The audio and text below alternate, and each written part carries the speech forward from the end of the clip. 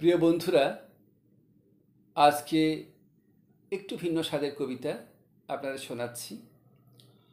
কবিতাটির নাম নেশা।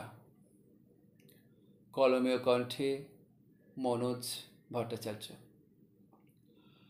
নেশা তোমার পেশা শুধুই সকলকে বশ করা, সবার মনকে কবজা করে আপন ইচ্ছা পূরণ করা।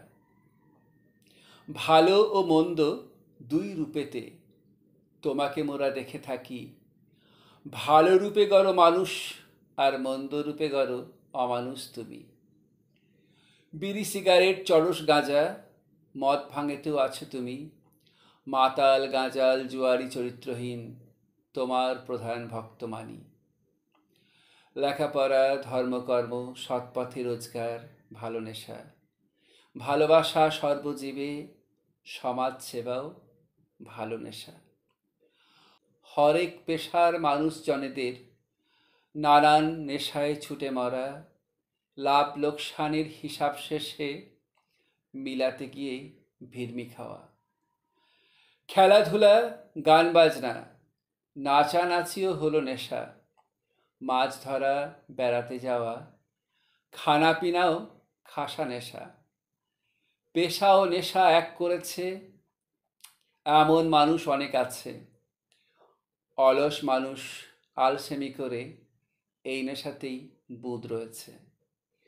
পরনিন্দা পরচর্চা এটাও নেশার ভিন্ন কর্ম, ব্যঙ্গ বিদ্রুপে কষ্ট দেওয়া নেশাসক্ত কিছু মানুষের ধর্ম।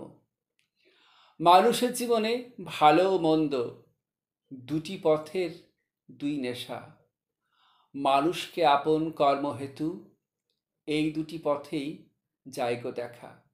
মানুষ জাতি এ দুটি পথে নেশায় আসক্ত হয়ে হাঁটে, ভালো নেশার মানুষগুলোকে মানুষ বলে জানি, খারাপ নেশার মানুষগুলিকে অমানুষ বলে মানি।